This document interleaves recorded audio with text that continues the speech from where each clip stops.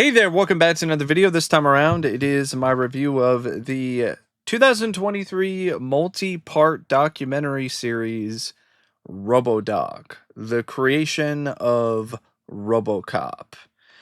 Now, I know that this video in particular has been something that has been a long time coming. I know a lot of you have been wanting to hear my thoughts on this documentary, and here we are. And one of the people that wanted to hear my thoughts on it is Vontae, who requested this video. And if there is another film, TV show, or topic that you would like to see me discuss in the future, feel free to donate to either my PayPal, my Patreon, or my Cash App. The links to all three is in the video description down below, and I will try to get to your requests as soon as I possibly can. RoboDoc is directed by a couple different people, Eastwood Allen and Christopher Griffiths. Now, Eastwood Allen, prior to directing or co-directing this film, his only experience was directing a music video for John Mayer. And other than directing a music video, he was an editor on one of the other films that Christopher directed, as well as one of the producers on another film that Christopher worked on.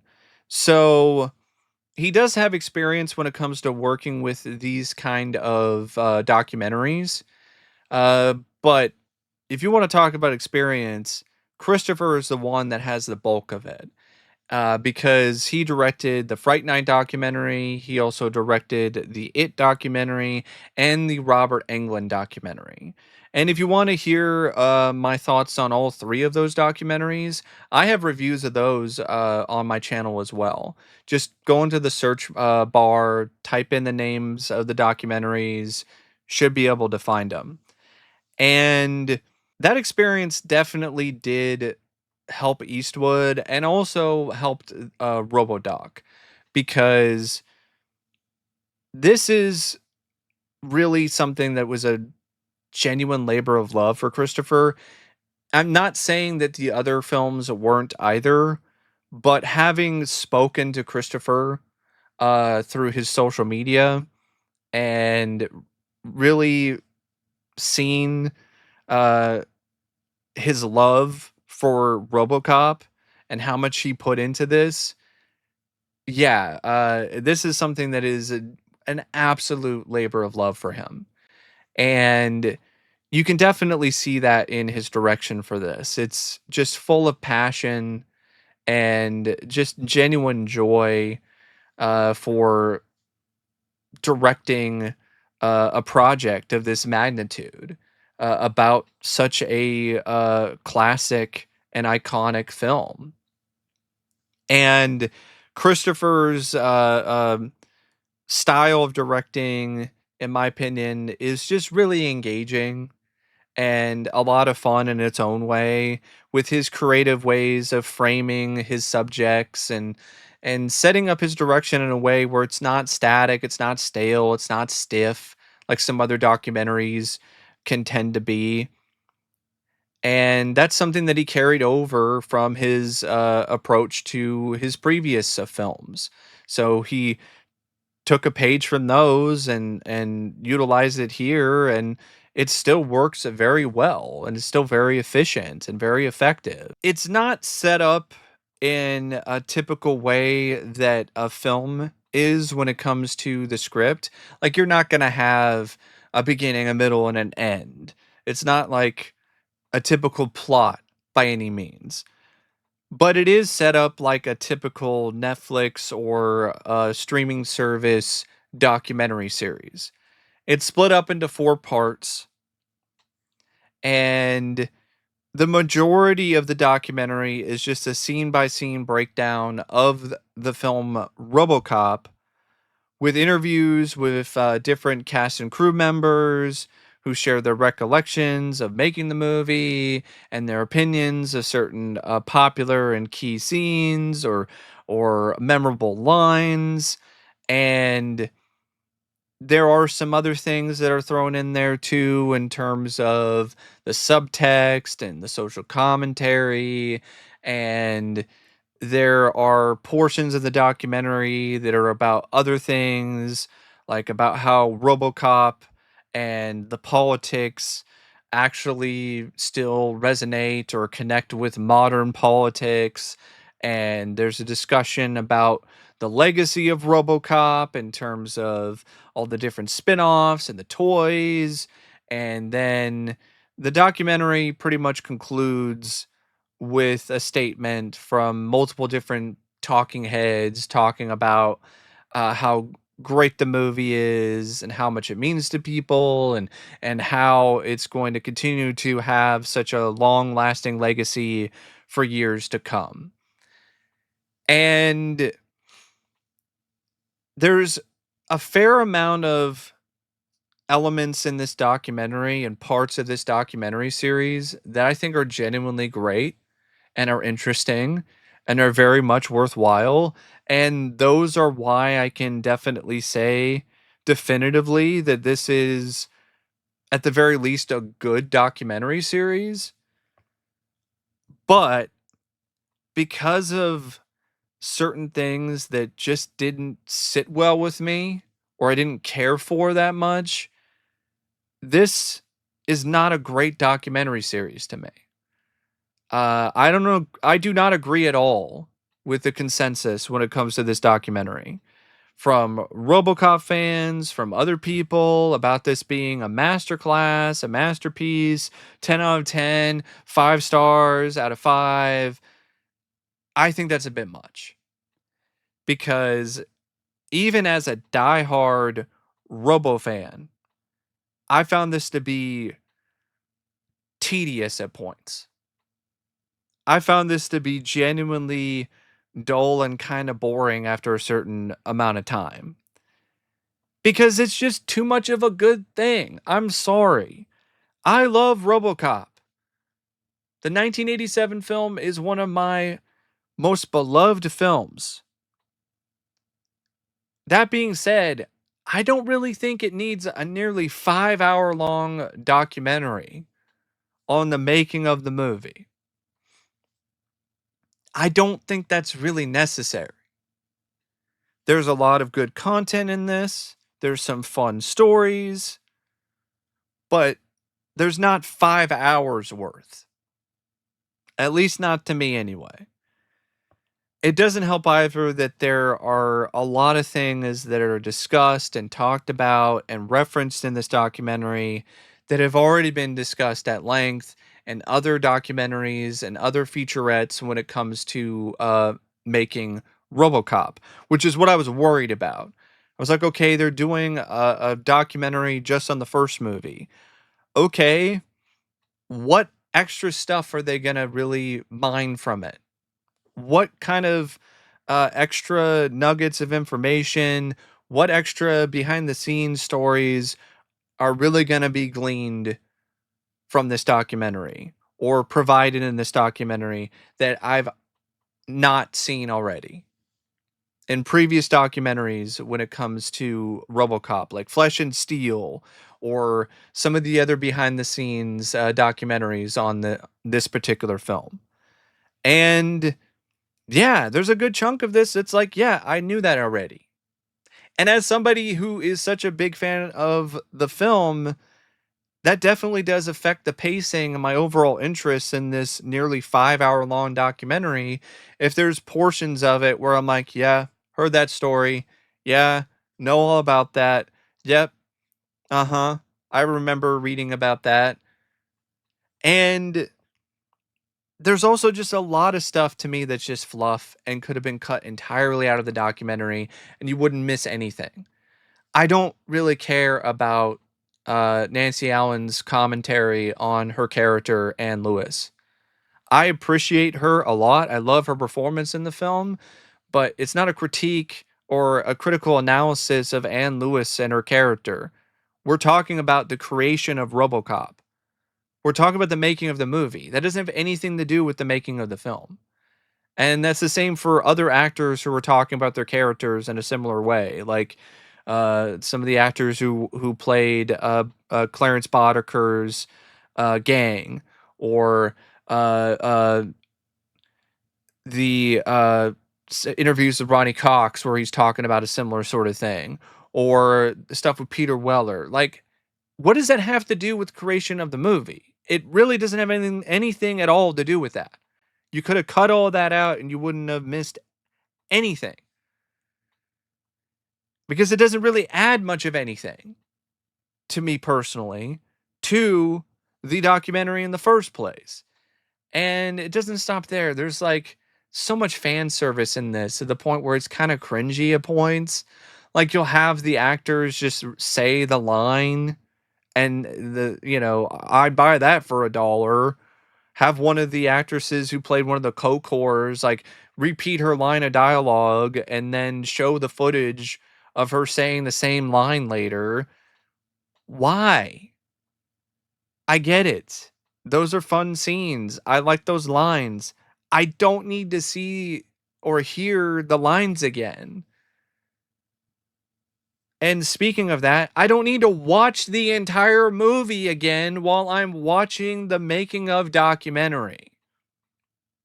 And that is the biggest problem I have with this documentary, in terms of the way that it's structured, is because after the first part, where the majority of it is about the creation of RoboCop, it's about the genesis of the script, it's about how they found Orion, and how Orion was willing to produce the movie, how they found the producer John Davidson, how the cast was ultimately settled upon, how they found the right director and Paul Verhoeven.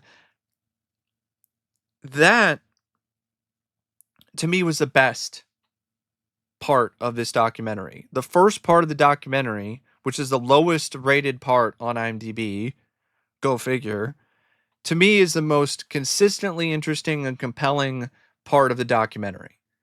Because even though it might have had some stuff that I already knew, there were some other things that I didn't know as much of, and it wasn't just a scene by scene clip show and rundown of the movie, with different sort of topics and subjects that were thrown in.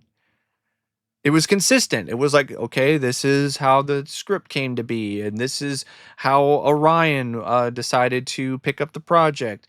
This is how, John Davison got involved. This is how we found the Paul Verhoeven as a director. This is how we found the cast. This is how John Davidson managed to get Rob Bottin and Peter Coran and all these other people like Phil Tippett involved with the production, even though they weren't going to get paid that much. And then we get to, okay, and then this happened, and then this happens, and then, hey, remember this from RoboCop? Oh, and remember this key scene? Remember this moment? Remember that? Remember this? And then I was just like, yeah, I remember all of this. I don't really need to be reminded. I mean, I've seen the movie so many times I could probably play it back from beginning to end in my head. I don't really need to watch it again, even with commentary from the cast and crew. It doesn't change the fact that I'm basically watching what is essentially a feature-length commentary, with little portions in between that are actually talking about the making of the movie.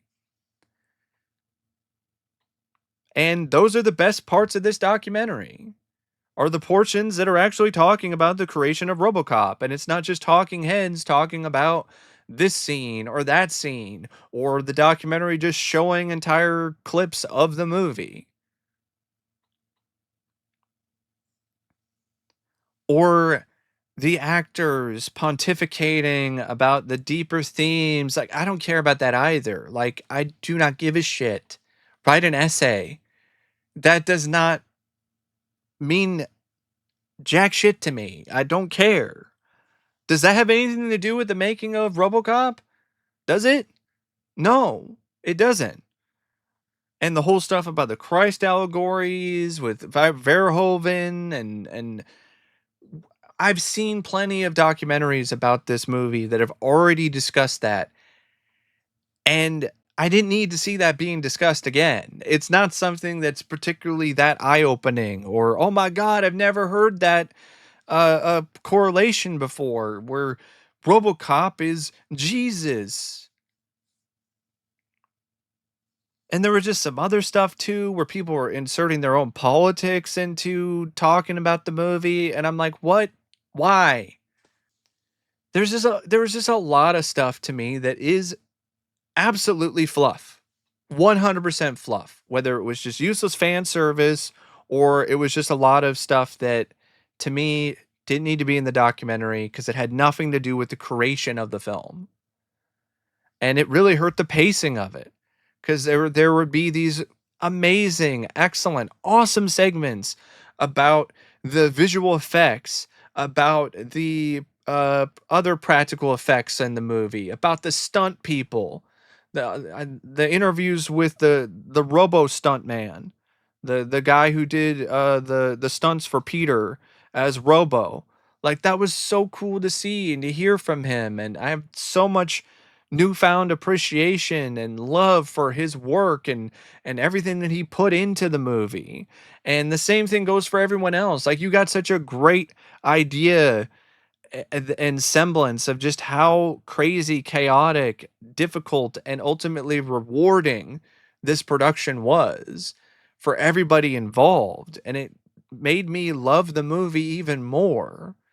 And there was a lot of fun to be had when it comes to the interviews with, Ray Wise and, Jesse Goins and all these other people who were involved with the movie in terms of, the cast as well as the crew. I mean, of course, the cast extends to such iconic, amazing performers like Peter Weller and Kurtwood Smith. But there was also interviews with people that I was honestly really surprised that even got them. Like, I'm not surprised that they had Nancy Allen and Ronnie Cox or Paul Verhoeven.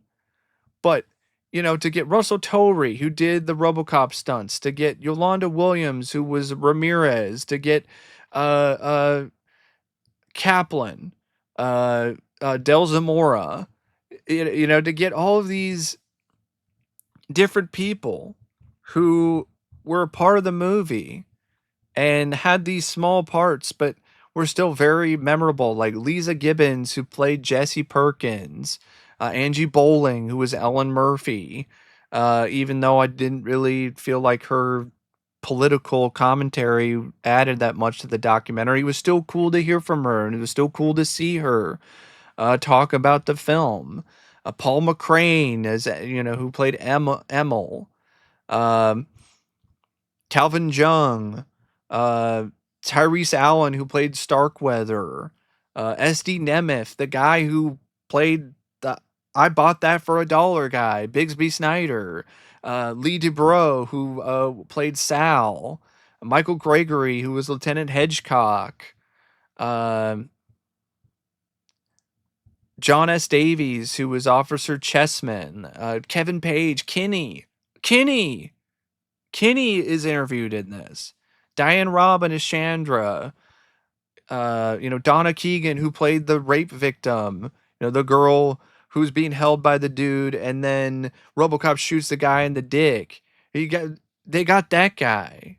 They even had this other guy who played one of the creeps, Scott Thompson. So they had him. They also had this kid named Adam Farazil. Well, he's not a kid anymore, but this actor who was supposed to play a role in this movie that got cut out. They even interviewed him and discussed this scene that was supposed to happen in the convenience store sequence with the guy who was like, fuck me, fuck me. Well, there was supposed to be another scene with this kid, and it was cut out because he couldn't uh, uh, do the shoot after a certain point in time because of the rules, because he was a kid, so he couldn't shoot after midnight. So his scene was cut. And they talked about that scene and interviewed the actor who was going to play that kid. And that kid actually went on to play one of the baseball goons in RoboCop 2. So that kind of stuff was really cool to me and really fun to watch and to see.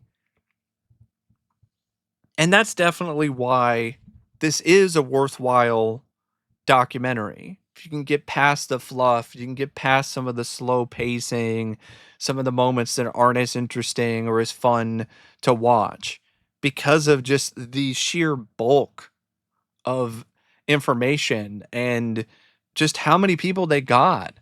And it's not just the cast, it's the crew too. The weapons master, Randy E. Moore, uh, the one of the production managers, Charles Newworth, Jos Vacano, the cinematographer, John Davidson, the executive producer, Peter Karan, who did the the photographic effects, um, Ed Neurmeyer, and Michael Miner, the writers, Miles Tevez, who was a concept artist, Frank J. Urosti, who was the editor, the production designer, William Sandell, uh, different members of the Robo team like Gregor Punchatz, Phil Tippett, who did the stop motion effects, Mark Goldblatt, who was a second unit director, uh, just so many different, just very vital people who were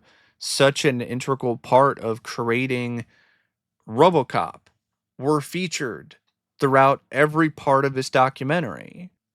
And then, of course, you have what are now going to be instant classic parts of this documentary that people have been discussing and mentioning since this documentary came out for a reason.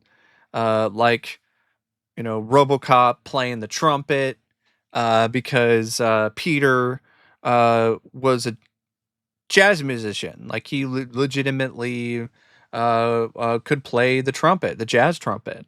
And so there would be times where, when they're not shooting and he would just be playing his trumpet.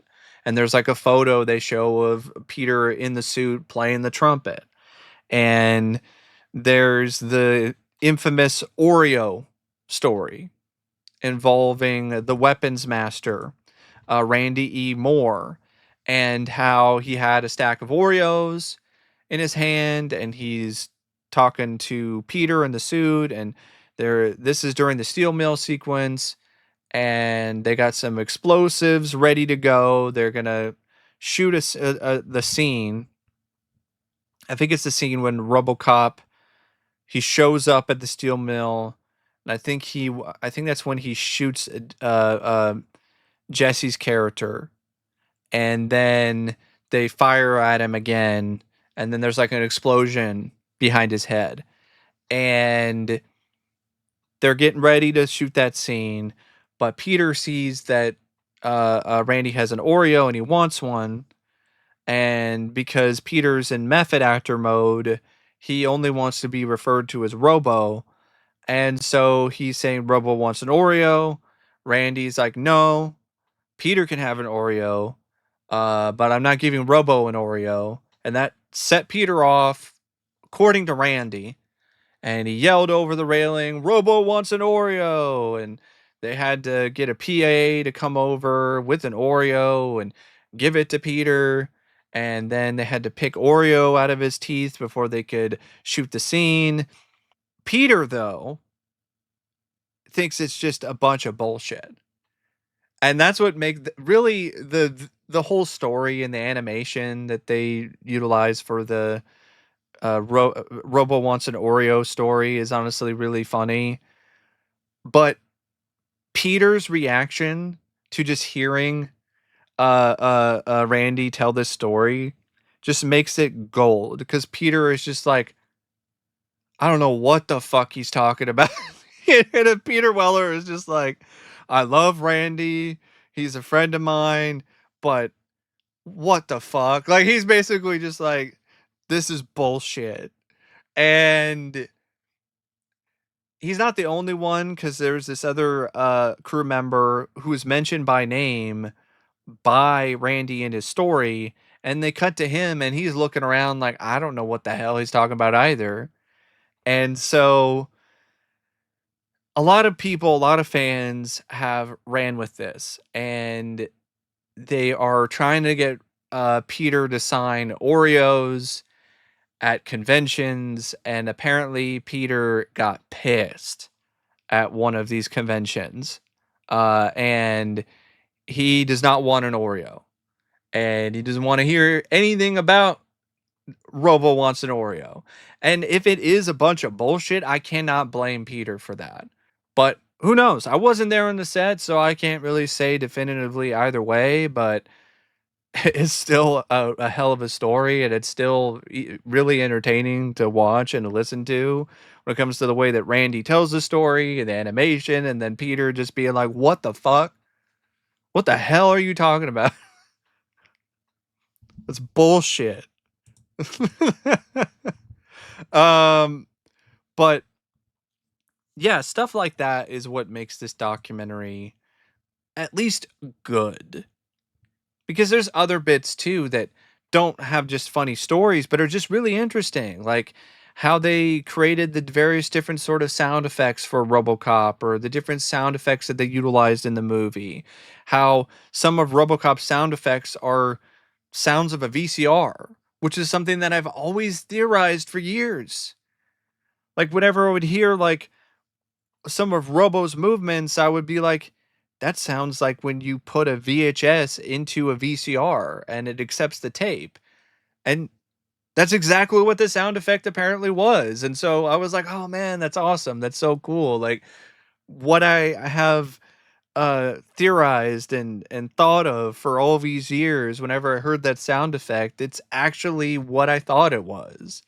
And there's other cool stuff too, like the temp audio track that they used for an early rough cut of the movie when they were trying to, figure out some cuts, or figure out, how they were going to utilize some of the dailies, or show some scenes to the studio and stuff like that. A temp track that they used was James Horner's score for Aliens. So they use like James Horner's Alien score when it comes to scenes like in the warehouse when RoboCop is going around shooting the bad guys. And I was like, that's awesome. That's really cool. And there's just a fair amount of those kind of things. And there's enough of those interviews with different cast and crew members, different people having recollections about the making of the film, and their stories from the set, that definitely do make this, in my opinion, still worth watching. And there are some bits that are very technical, so I could see some people finding that to be a bit dull too, because they're just very technical and very wordy. But because I've always been fascinated in visual effects and model making and matte paintings and a lot of this other stuff, I found those parts to be really interesting and genuinely compelling. Like how they made the targeting system and how they did all of that uh, by hand without a computer, and how they created all these different props and all this different stuff that they used for the movie and all these different effects. Like that is the stuff that I love. I love hearing about that stuff. I love seeing people who were a part of creating those effects and creating those moments talk about those moments and talk about how they happened. So that to me is like the best of RoboDoc, is those kind of moments, those kind of interviews, and some of the fun little stories too. In terms of like the different spats that the writer had with the producer, or different people had with one another throughout the production. The actor who played Mind, the fuck you guy. talking about how Peter was a pussy hound on set, just constantly banging chicks in the trailer. Uh, and just talking about other sort of extracurricular activities that were going on set. Like that was really funny. Like I mean, I'm not surprised that Peter was such a hound, but hearing it is really humorous. And there's like some other bits and pieces in terms of like little bits of information, uh, different people talking about how, oh, we're going to do the scene this way, but then we decided to go this route. Uh, Bits where you find out that certain actors were responsible for certain lines of dialogue, which I wasn't entirely aware of that. Like the whole line where Robo says they'll fix you, they fix everything near the end of the movie. That was something that Peter Weller improvised and he put into the film. And there's a lot of improvisation going on with the Wrecking Crew in terms of the different sort of things that they did, their different quirks and their actions throughout the movie. And that was a lot of fun to see in terms of these actors talking about how they came up with it and all these different things that they added to their characters and to make the characters their own. It is excessive though. It is a bit much. I'm not gonna lie. I think it could have easily been like half as long and you probably would have gotten the same amount of enjoyment out of it, the same amount of content. And I don't really prefer the clip show route. Like it reminded me of In Search of Darkness documentaries. Might as well put air quotes over documentary with those because they're not really documentaries. And I don't like that. I don't like that approach and I don't like that trend. And I know other documentaries about the making of movies have done similar sort of stuff, but I think they just did a better job in terms of structuring it. So it wasn't so fluctuating and just kind of uneven because you'd be like, oh man, that was great. I love that story. Oh, I loved hearing about the sound effects, or I loved hearing about the score by Basil Polidorus, and I loved hearing about how they, were struggling with creating an advertising campaign, and then they figured it out, and then you got this awesome poster, and I loved hearing about that stuff, how they made the trailer and why they used Brad Feidel's score for the Terminator and all this other stuff. Like that was something that I loved about this documentary.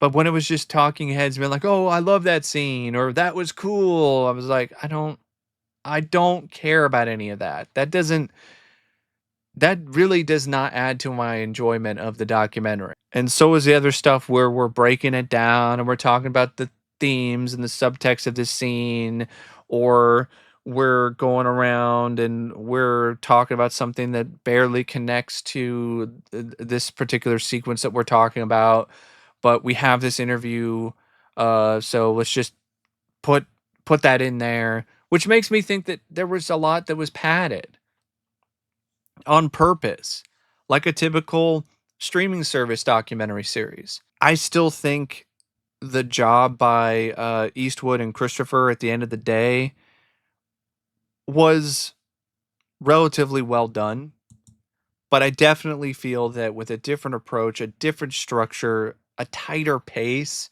this could have been like right up there with some of the best documentaries uh, when it comes to the making of a specific film. But as it is, it's still good, but it really is not great. Now, the documentary series does feature some other aspects of the production that I do want to mention briefly before I conclude my thoughts on it. For one, I want to mention the editing by Eastwood. He did an excellent job, even though I think that some stuff could have been cut out. That's not really the editor's fault. He probably had to stretch things out, screen boxes asking for certain things. So he just did what he was told, and he did a really good job editing it in terms of utilizing different transitions and different styles of editing techniques, and making it flow the best he possibly could despite the circumstances.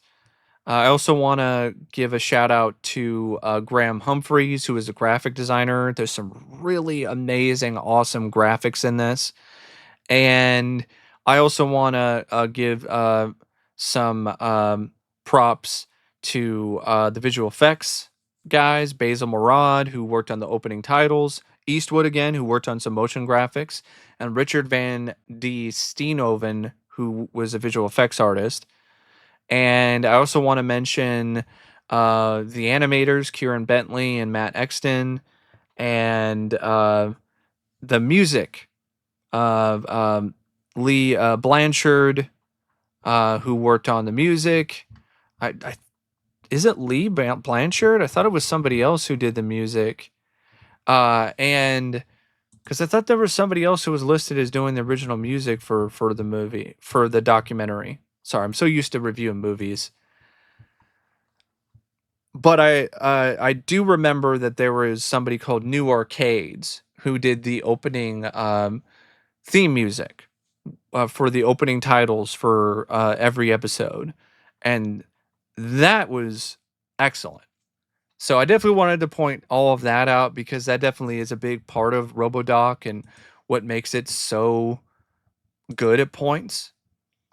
There are some moments though with the visual effects where you can kind of tell that there's just some green screening going on, and there's some after effects they threw in there that are honestly kind of corny at points. But thankfully, there's not too much of that to the point where it's distracting or it's particularly awful. That's my thoughts on RoboDoc. And as always, thanks for watching, and I'll see you later. And stay out of trouble.